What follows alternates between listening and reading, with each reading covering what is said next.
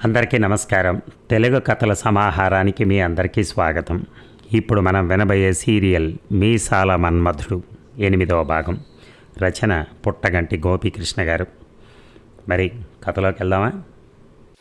ఇక మనం వెళ్దామా? భ్రమరం భుజం చుట్టూ చెయ్యి వేయాలని ప్రయత్నిస్తూ అన్నాడు బ్రహ్మం. ఆమె భుజ వైశాల్యం అతనికి అవకాశం ఇవ్వలేదు.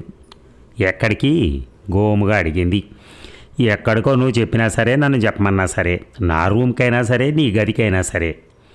చాలు చాలు, అవన్నీ పెళ్ళయ్యాక. ప్రస్తుతం నీ దారి నీది, నా దారి నాది. భ్రమరం గారంగా అన్నాడు అతను. నిన్ను వదిలి రేపు ఉదయం వరకు ఉండాలంటే ఎంత కష్టంగా ఉందో తెలుసా అన్నాడు బ్రహ్మం. ఇంత ప్రేమ ఉంచుకొని ఇన్నాళ్ళు ఎందుకు బ్రహ్మం నేనంటే చిరాకు పడుతూ వచ్చావు? నాకు మాత్రం తెలిసి ఏడిస్తే కదా ఉదయం వరకు నువ్వు లావుగా ఉంటావని నేను చూస్తేనే చిరాకు పుట్టేది. మధ్యాహ్నం నుంచి మార్పు వచ్చింది. ఎందుకు వచ్చిందో ఎలా వచ్చిందో తెలియదు, కానీ ఇప్పుడు నువ్వు నా కంటికి లావుగా కనిపించట్లా, ముద్దుగా కనిపిస్తున్నావు.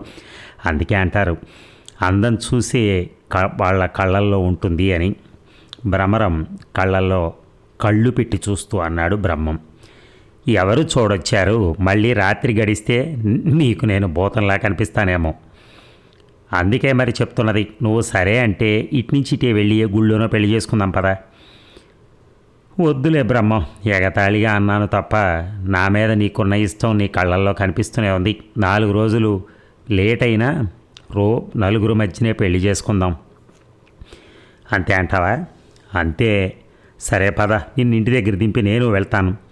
ఇద్దరిని ఎక్కించుకుని భారీగా బయలుదేరింది బ్రహ్మం మోటార్ సైకిల్. వీళ్ళ అడ్డు తొలగగానే రాబర్ట్ మైకేల్ బయటకు వచ్చారు. చకచక తమ జీపీఎస్లో కొండాపురం అని ఫీడ్ చేశారు. అక్కడికి చేరుకోవలసిన మార్గం వివరంగా చూపిస్తూ రోడ్డు మ్యాప్ ప్రత్యక్షమైంది. పద బ్రదర్, త్వరగా వెళ్దాం. నడుం పట్టుకుని కారు వద్దకు బయలుదేరాడు మైకేల్. రాబర్ట్ అతన్ని అనుసరించాడు. వారు వెళ్ళి తమ కారులో కూర్చుని డాష్ బోర్డు మీద దారి చూపిస్తున్న జీపీఎస్ పెట్టి దాని సూచనలను అనుసరించి కారును ముందుకు కదిలించారు. ఆ కారు కూడా బయటికి వెళ్ళాక ఆఖరిగా చీకట్లోంచి బయటికొచ్చాడు గంగులు. యాదగిరి, పద, అర్జెంటుగా వెళ్ళాలి మనం. ఎక్కడికే అడిగాడు యాదగిరి. కొండాపురం అన్నాడు గంగులు. ఎందుకు ఆశ్చర్యంగా అడిగాడు. ఎందుకేమిటి, మన సూట్ కేసు మనం తెచ్చుకోవడానికి అన్నాడు గంగులు. సరే పద అని కాస్త ఆలోచించి, అన్నా ఎలా వెళ్ళాలనే అన్నాడు. బస్టాండ్కి వెళ్ళి బస్సులో వెళ్దాం. కానీ అన్న, బస్సులు బయలుదేరే సమయం దాటిపోయింది కదే, అన్ని బస్సులు వెళ్ళిపోయి ఉంటాయి. కొంచెంసేపు ఆలోచించాడు గంగులు. అయితే ఒకటే మార్గం అన్నాడు. ఏమిటి? హైవే మీదకి వెళ్ళి లారీ పట్టుకోవటం ద్వారా. అన్నా అసలు నీ బుర్రన్నా మెచ్చుకుంటూ బయలుదేరాడు యాదగిరి. ఇక సమీర ఇళ్ళు వెతుక్కుంటూ తనే స్వయంగా బయలుదేరాడు కిరీటి. అతని కారు ఆ రోడ్డులోకి మలుపు తిరిగేటప్పటికీ అతను వెళ్ళవలసిన అపార్ట్మెంట్ నుంచి ఒక కారు బయటకు వచ్చింది. వెళ్ళిపోతున్న కారు ముందు సీట్లో కూర్చునున్న సమీరను, కారు డ్రైవ్ చేస్తున్న కార్తీక్ని చూసి కిరీటి ఉలిక్కి పడ్డాడు. వారికి కనపడకుండా ఉండటం కోసం కారుకు సడన్ బ్రేక్ వేసి తను కింద కొంగాడు కిరీటి. అలా వంగటంలో గుండు వెళ్ళి డాష్ బోర్డు గుద్దుకుంది. బాధగా గుండు తడుముకున్నాడు కిరీటి. బుసబుస పొంగింది బొప్పి. వెళుతున్న ఆ కారును వెంబడించాలంటే తన కారును వెనక్కి తిప్పాలి. కానీ రోడ్డు సన్నగా ఉండడంతో కారు వెనక్కి తిరగాలంటే 2-3 సార్లు వెనక్కి ముందుకి నడవవలసి వస్తోంది. అతను ఆ ప్రయత్నంలో ఉండగానే అతని ప్రయత్నాన్ని ఆటంకం కలిగిస్తూ మరో కారు అదే బిల్డింగ్ నుంచి అత్యంత వేగంతో బయటకు వచ్చింది.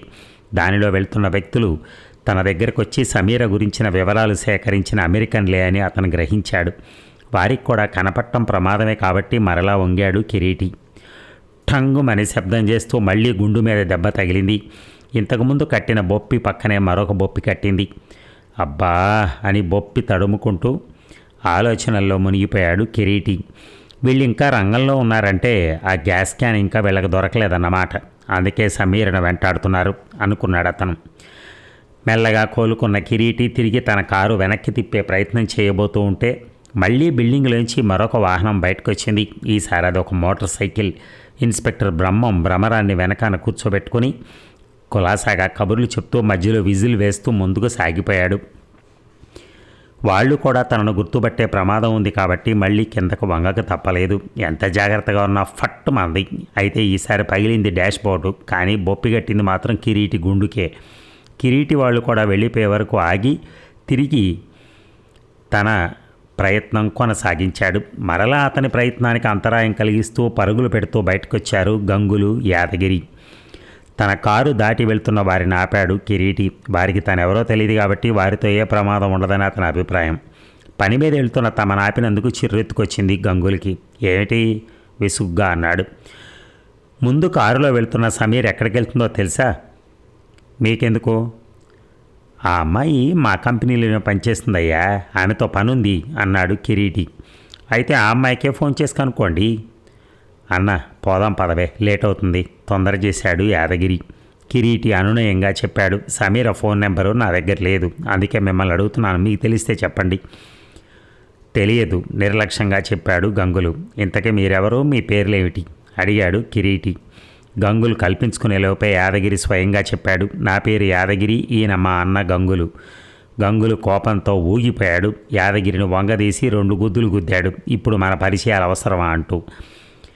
అనవసరంగా మీరు తగాద పడకండి. ఇంతకుముందు ఇటుగా వెళ్ళిన ఇన్స్పెక్టర్గా నాకు కావలసిన విషయం తెలిసే ఉంటుంది. అతన్ని అడుగుతాను. తమ పేర్లు తెలిసిన వ్యక్తి పోలీసుల దగ్గరికి వెళ్ళటం అంత శ్రేయస్కరం కాదనుకున్న గంగులు వెనక్కి తిరిగి వచ్చాడు. కిరీటికి మాత్రమే వినపడేటట్టు గుసగుసా చెప్పాడు. ఆ అమ్మాయి కొండాపురం వెళ్తోంది అని. ఇక ఇంటికి చేరుకున్న బ్రహ్మం డిఎస్పీకి ఫోన్ చేశాడు. ఏమైంది బ్రహ్మం, గ్యాస్ క్యాన్ దొరికిందా ఆత్రంగా అడిగాడు డిఎస్పీ. లేదు సార్, ఆ అమ్మాయి ఇవ్వనంది. ఆ అమ్మాయి ఇవ్వనంటే నువ్వు నోరు మూసుకుని వచ్చేయటమేనా కోపంగా అన్నాడు డిఎస్పీ. నోరు మూసుకోక చేయగలిగిందే ఉంది, బలవంతంగా తీసుకురావడానికి అది దొంగ సొమ్ము కాదు, నేను అడ్డమైన పనులు చేసే పోలీసుని కాదు అంటూ ఎదుటి వ్యక్తి రెస్పాన్స్ కూడా చూడకుండా ఫోన్ పెట్టేశాడు బ్రహ్మం. నిట్టూర్చాడు డిఎస్పీ. ఈ రెటమతంగాడు ఎవరు చెప్పినా వినేటట్లేడు, నేను వేరే ప్రయత్నం చేసుకోవాలి అనుకుంటూ ఆలోచనలో పడ్డాడు. ఎంతలో కానిస్టేబుల్ వచ్చి మీకోసం కిరీటి గారంట వచ్చారు అని చెప్పాడు. ఇంత అర్ధరాత్రి తన కోసం వచ్చిన వ్యక్తి ఎవరో అర్థం కాల డిఎస్పీకి. ఇంతలో అతనికి బ్రహ్మం చెప్పిన మాటలు గుర్తొచ్చాయి. సమీర పనిచేసే ఏబీసీ ఫార్మాలో బాస్ పేరు అదే. అతనికి లేటెస్ట్గా చేయించుకున్న గుండు కూడా ఉంటుందని చెప్పిన గుర్తు. అతనిది గుండా అడిగాడు కానిస్టేబుల్ని. అవును సార్. అయితే పంపు. ఆ కానిస్టేబుల్ డిఎస్పీ వైపు విచిత్రంగా చూస్తూ బయటికి వెళ్ళి కిరీటిని లోపలికి పంపాడు. కిరీటి రావటమే డిఎస్పీ కాళ్ళ మీద పడినంత పనిచేశాడు. నన్ను మీరే కాపాడాలి అంటూ డిఎస్పీ ముందు కిరీటిని విశ్రాంతిగా కూర్చోబెట్టాడు. బ్రహ్మం ఇతనికి గుండు ఉంటుందని చెప్పాడు, కానీ దాని నిండా అసహ్యంగా బొడిపలు ఉంటాయని చెప్పలేదే అనుకున్నాడు డిఎస్పీ. కిరీటి అలవాటుగా గుండు తడుముకోబోయి చేతికి బొడిపలు అడ్డం వచ్చి ఆగిపోయాడు. చెప్పండి మీ ప్రాబ్లం ఏంటో. మా కంపెనీలో తయారైన ఒక ముఖ్యమైన ప్రోడక్ట్ని సమీర అనే ఎంప్లాయ్ దొంగిలించింది. అది నాకు చాలా అవసరం, ఎలాగైనా మా వస్తువు మాకు కావాలి. ప్రోడక్ట్ అంటే అదేమిటది? మీకు అర్థమయ్యే వ్యవహారం కాదు, అదొక గ్యాస్ క్యాన్లో ఉంటుంది. కంప్లైంట్ ఇస్తారా? ఇస్తాను. ఏమని ఇస్తారు? మీ దగ్గర నుంచి ఏం పోయిందో చెప్పలేరు, అది మీదేనని ఖచ్చితంగా రుజువు చూపలేరు. పైగా ఉన్నదన్నట్టు రాసి కంప్లైంట్ ఇచ్చిన పక్షంలో దాన్ని మీకంటే ముందు ప్రభుత్వం స్వాధీనం చేసుకుంటుంది. ఆశ్చర్యంగా చూశాడు కిరీటి. అంత అమాయకత్వం నటించద్దు. ఆ గ్యాస్ ఏమిటో, దాని ఉపయోగాలు ఏమిటో అన్నీ నాకు తెలుసు. మీరు అఫీషియల్గా కంప్లైంట్ ఇచ్చిన పక్షంలో ఆ గ్యాస్ ఎప్పటికీ మీకు చేరదు. సార్, వీలైతే కంప్లైంట్ లేకుండా ఎంక్వైరీ చేయలేరా? అలా చేస్తే మాకేంటి లాభం? మీ కష్టం ఉంచుకోండి సార్. అదే మా కష్టం మీ ఉద్దేశంలో ఎంత ఖరీదు చేస్తుంది అని. 1,00,000 రూపాయలు ఇచ్చుకుంటాను సార్. డిఎస్పీ ముందు కొంగి కిరీటి గుండు మీద బొప్పి లేని ప్రదేశం చూసి ఓ మొట్టికాయ గట్టిగా వేశాడు. కిరీటి బాధతో అయోమయంగా గుండు తొడముకున్నాడు. డిఎస్పీ చిద్విలాసంగా నవ్వుతూ, నీ కళ్ళకి నేను ఎలా కనిపిస్తున్నాను? నీకు కావలసిన వస్తువు ఏమిటో, దాని విలువ ఏమిటో అన్నీ నాకు తెలుసు. 1,00,00,000 రూపాయలు ఇచ్చేటట్టయితే మీకు సహాయం చేస్తాను, లేత నీ దారి నువ్వు చూసుకో. కిరీటికి మరొక మార్గం కనపడలా. అందుకే డిఎస్పీ షరతులను ఒప్పుకున్నాడు. ఆ అమ్మాయి ఎక్కడుందో పోనీ తెలుసా? ఎక్కడుందో తెలియదు, ఎక్కడికి వెళ్తుందో తెలుసు. అయితే పదండి, ఇప్పుడే బయలుదేరదాం. కార్తీక్ నడుపుతున్న కారు సిటీ లిమిట్స్ దాటింది. అతని కారు బాగా అలవాటున్నట్టుగా నడిపేస్తున్నాడు. అతని చేతిలో కారు తను నడిపిన దానికన్నా స్మూత్గా వెళ్తుందని గమనించింది సమీర. మీ డ్రైవింగ్ బాగుంది మెచ్చుకుంటూ అంది. థ్యాంక్స్. ఎక్కడ నేర్చుకున్నారు? ఎక్కడా నేర్చుకోలేదు. 1-2 సార్లు ఫ్రెండ్ కారు డ్రైవ్ చేశాను అంతే. నేను నమ్మను, మీరు చాలా అనుభవం ఉన్నట్టుగా నడుపుతున్నారు అంది సమీర. లేదు సమీర, నిజం. నాకు కారు నడిపే అవకాశం కానీ అవసరం కానీ రెండూ రాలా. అందుకే ఇంతవరకు లైసెన్స్ కూడా తీసుకోలేదు అన్నాడు కార్తీక్. కెవ్వును అరిచింది సమీర. నా మీద, నా కారు మీద ఇంత పెద్ద ప్రయోగమా? మీరు మనుషుల మీద చేసిన ప్రయోగం కంటేనా? నవ్వుతూ అన్నాడు కార్తీక్. సమీర మొహం కూడా ఆహ్లాదంగా మారింది. అయితే వెనక సీట్లో కూర్చుని వీరి సంభాషణ ఆలకిస్తున్న రతి మన్మధులకు మాత్రం ప్రయోగం అన్న మాట వినగానే ఒళ్ళు జలధరించినట్టయింది. ఆ పొగల మధ్య తామిద్దరూ స్పృహ తప్పిపోవటం గుర్తుకొచ్చి వికారంగా మొహం పెట్టాడు మన్మధుడు. ఈ యువతి ఆకారము సుందరం, కానీ ప్రవర్తన ఆందోళనకరం. ఆ యువకుణ్ణి ఈ యువతికి కలపటం న్యాయమేనంటావా? రతీదేవిని అడిగాడు మన్మధుడు సంశయంగా. ఈ విచికిత్స ఆ యువకుడి మీద శరప్రయోగం చేయకముందు ఆలోచించవలసింది. సగం పనిచేసి మిగతా సగం పనిచేయటానికి కష్టపడుతూ ఇప్పుడు అవే మాటలు విసుగ్గా అంది ఆవిడ. అటు తిరిగి సంభాషణ తన చేతగాని తనం వైపు వస్తుందని గమనించిన మన్మధుడు మాట మార్చాడు. ఈ వాహనం మీద ప్రయాణం మన చిలక వాహనం కంటే సుఖంగా ఉంది కదా సుమా అంటూ. అంతేకాదు, మన వాహనం కంటే వేగం కూడా ఎక్కువే. మరి మనం కూడా చిలుకను వదిలి ఇలాంటి వాహనం తీసుకుందామా అన్నాడు మన్మధుడు. వాహనం సంపాదించడం పెద్ద పని కాదు, కానీ మాటిమాటికి ఈ మానవులు దీనికి తాగిస్తున్న ఇంధనం చూసావా, అది మనకెక్కడ దొరుకుతుంది? మన్మధుడు కూడా ఆమె మాటలను అంగీకరించాడు. నిజమే, మనకు మన వాహనమే చెల్లుతుంది. ఇంతకీ మన చిలక ఎక్కడుందో, ఏం చేస్తుందో? ఎక్కడున్నా త్వరలోనే మన ముందుకు వస్తుందని నాకు అనిపిస్తుంది అంది రతీదేవి. ఇంతలో ముందు సీట్లోని వారి సంభాషణ ప్రారంభించడంతో వీరు తమ చెవులు అటు పడేశారు. మిమ్మల్ని కాఫీకి ఆహ్వానించాను, రానన్నారు. డిన్నర్కి పిలిచాను, టైం లేదన్నారు. అయినా ఇద్దరం కలిసి ప్రయాణిస్తున్నాం, వింతగా లేదు అంటున్నాడు కార్తీక్. అతనికి ఆమె మీద తనకెందుకింత ఇష్టం కలిగిందో తెలియటం లేదు. అది ఆకర్షణ అయితే మాత్రం ఉద్యోగాన్ని కూడా వదులుకుని ఈ అమ్మాయి వెంట తిరిగే అంత ఆకర్షణ ఏముంది ఆమెలో? పోనీ ప్రేమంటే ఇదేనా? అయినా ఒకరి వైపు నుంచి ఏర్పడిన ఆకర్షణ ప్రేమ ఎలా అవుతుంది? కాకపోతే పూర్వజన్మ బంధం అంటారు, అలాంటిది ఏదైనా అయి ఉంటుందా? ఇలా రకరకాల ఆలోచనలతో సతమతమవుతూ మధ్యలో ఆమె వైపు ఒక చూపు చూస్తూ కారు నడుపుతున్నాడు కార్తీక్. సమీర కూడా అతని ప్రశ్నకు సమాధానం చెప్పలేదు, కానీ ఇతని గురించి ఆలోచిస్తోంది. ఇంతకుముందు ఎంతమందిని చూసినా కలగని భావం అతన్ని చూస్తే కలుగుతోంది. అందుకే ఎంత అపరిచితుడైనా తోడొస్తానంటే వద్దనలేకపోయింది. అతను తనని ఇష్టపడుతున్నాడన్నది అతను చెప్పకుండానే అర్థమవుతోంది. కానీ తన పరిస్థితి ఏమిటి? మనిషి బాగానే ఉన్నాడు, కాకపోతే ఆ మీసాలేమిటి? అవి తీసేస్తే ఇంకా బాగుంటాడేమో. తనకే అర్థం కావట్లా. ఇంతలో ఆమెకు తను ఉదయం నుంచి ఏమీ తినలేదని గుర్తుకొచ్చింది. కార్తీక్, ఏదైనా దాబా దగ్గర ఆపకూడదు, ఏదైనా తిని బయలుదేరదాం. నిజమే, నాకు చాలా ఆకలిగా ఉంది అంటూ ఎదురుగా కనిపిస్తున్న దాబా వైపు కారు మళ్లించాడు. చూడు రతి, తమ మధ్య ఏర్పడుతున్న ఆకర్షణకి ఎన్ని కారణాలు వెతుక్కుంటున్నారో. అంతేగాని మనమంటూ ఒకళ్ళు ఉంటామని, వారి మధ్య ఏర్పడే ఆకర్షణకు మనమే కారణమని వారికి ఊహలో కూడా తట్టట్లేదు. మన ప్రాభవం మరీ రోజు రోజుకి తగ్గిపోతున్నట్టుంది బాధగా అన్నాడు మన్మధుడు. మీరు ఇలాగే స్లో అయిపోతే అంతే మరి. అసలు ఆ అమ్మాయి వాలకం చూస్తుంటే మీ సహాయం అవసరం లేనట్టే ఉంది అంది రతీదేవి. డోంట్ వర్రీ, మనం వెళ్తున్నది పల్లెటూరు కదా, చెరుగ్గడ దొరక్కపోదు, అప్పుడు చూపిస్తాను నా ఎఫెక్ట్. సర్లే, కాసేపు కారు దిగండి, కాళ్ళు పట్టుకుపోయాయి. కారు నుంచి కిందకి దిగుతూ అంది రతీదేవి. ఇక కార్తీక్ సమీరలు భోజనానికి ఆగిన సమయంలో వారిని దాటిపోయింది రాబర్ట్ మైకేల్ ప్రయాణిస్తున్న కారు. ప్రస్తుతం మైకేల్ డ్రైవ్ చేస్తుంటే రాబర్ట్ పక్క సీట్లో కూర్చునున్నాడు. ఏదైనా తింటే కాస్త ఓపిక వస్తుందేమో అన్నాడు రాబర్ట్. రాత్రి 12 వరకు నేను డ్రైవ్ చేస్తాను, అప్పుడు ఆపి ఏమైనా తిందాం, తర్వాత నువ్వు డ్రైవ్ చేద్దు కానీ బ్రదర్ అన్నాడు మైకేల్. నీ ఇష్టం క్లుప్తంగా అన్నాడు రాబర్ట్. అతని కన్ను నల్లబట్టమే కాకుండా పూర్తిగా వాచిపోయి మూసుకుపోయింది. అతని నల్ల కళ్ళద్దాల్లో ఒక అద్దం ఊడిపోయింది. అయితే ఆ అద్దం కింద ఉన్న కన్ను మూసుకుపోయి నల్లగా ఉండడంతో చూసేవారికి అద్దం లేదన్న విషయం తెలియటం లేదు. దెబ్బ తగిలినప్పుడు తెలియలా, కానీ కాలు కూడా బాగానే నొప్పి చేసింది. మైకేల్ పరిస్థితి కూడా భిన్నంగా ఏమీ లేదు. అతని నడుము బాగా ఇబ్బంది పెడుతుంటే అసహనంగా కదిలాడు. ఏమిటి నొప్పా అడిగాడు రాబర్ట్. అవును బ్రదర్, కానీ డ్యూటీ ఫస్ట్ కదా. మనం ఎక్కడైనా ఆగి డాక్టర్ చూపించుకుందాం, నొప్పులు తగ్గడానికి ఇంజక్షన్ చేయించుకుంటే మన పని సులువు అవుతుంది. సిఐఏ ట్రైనింగ్ మర్చిపోయావా? మనకు ఆకలి దప్పులు శారీరక నొప్పులు ఉండకూడదు. మన లక్ష్యం ముందు ఇవన్నీ చిన్న విషయాలు బ్రదర్. రాబర్ట్ మైకేల్ వైపు జాలిగా చూశాడు. ఇది వీడికి మొదటి అసైన్మెంట్. ఎంత చెప్పినా వెండవు.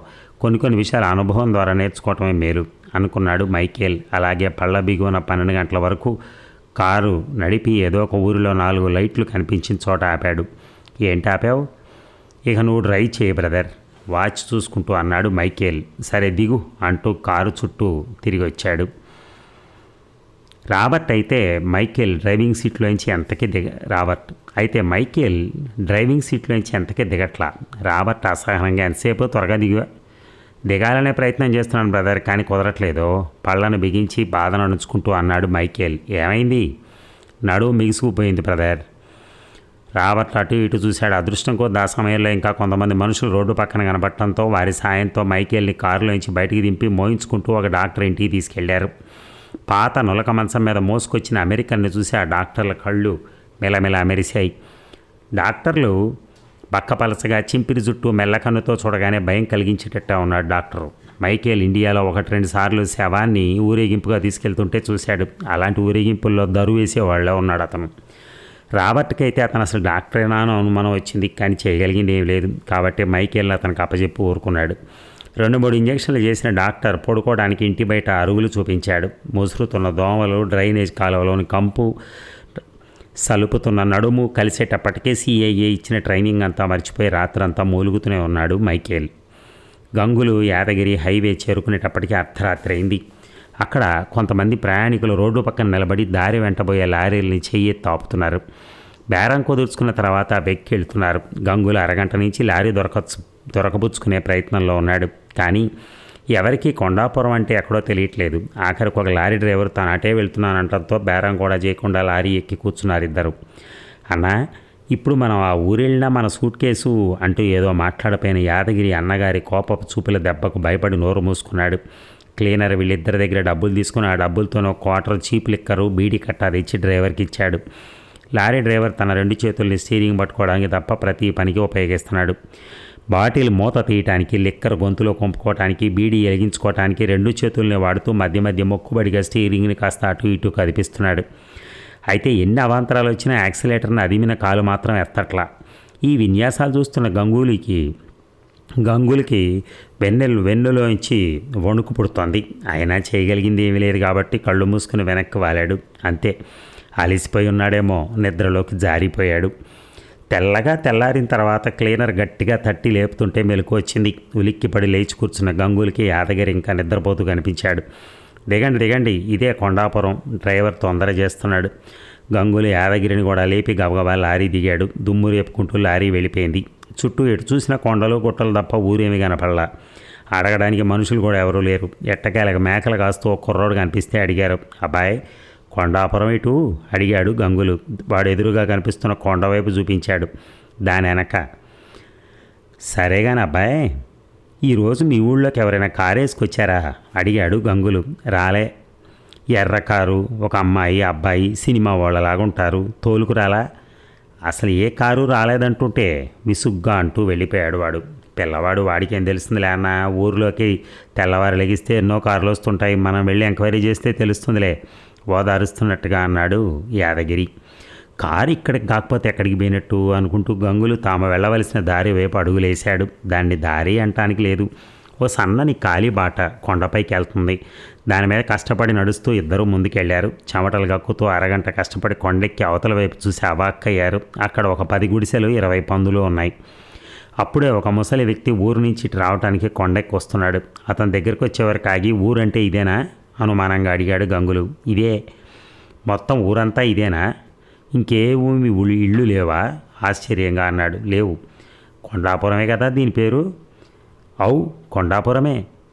ఇక వివరాలు అడగవలసిన అవసరం లేదనిపించింది గంగులకి. ఇంత నికృష్టమైన ప్రదేశానికి అంత కారులో వచ్చి ఈ పందుల మధ్య పండగ ఎంజాయ్ చేస్తారంటే అతనికి నమ్మబుద్ధి కావట్లా. తప్పు ఊరు వచ్చినట్టున్నారా తమ్ముడు అన్నాడు నెమ్మదిగా. యాదగిరి ఆ ముసలి వ్యక్తి వైపు తిరిగి, పెద్దాయన, ఇంకో కొండాపురం ఏదైనా ఉందా ఇక్కడ అని అడిగాడు. ఇంకో 100 మైళ్ళు ముందుకు పోతే ఆడ కొండాపురం అని ఇంకో ఊరుంది, అది దీనికంటే పెద్ద ఊరే. వీళ్ళు తప్పూరికి వచ్చినట్టు గ్రహించిన అతను చెప్పాడు. అతని దగ్గర పూర్తి వివరాలు తీసుకుని కాళ్ళు ఇడ్చుకుంటూ బయలుదేరారు వాళ్ళిద్దరూ. ఏ రాత్రి వేళ నిద్రపట్టిందో కానీ గాఢ నిద్రలోకి జారుకున్నాడు మైకేల్. కలలో అతనికి తన గర్ల్ ఫ్రెండ్ కనిపించింది. చాలా రోజుల విరహం తర్వాత కనిపించిన ఆమెను చూస్తే మైకేల్కు ప్రేమ పుట్టుకొచ్చింది. గాఢంగా ఆమె పెదవుల మీద ముద్దు పెట్టుకున్నాడు. ఆమె కూడా ఇష్టంగా స్పందించింది.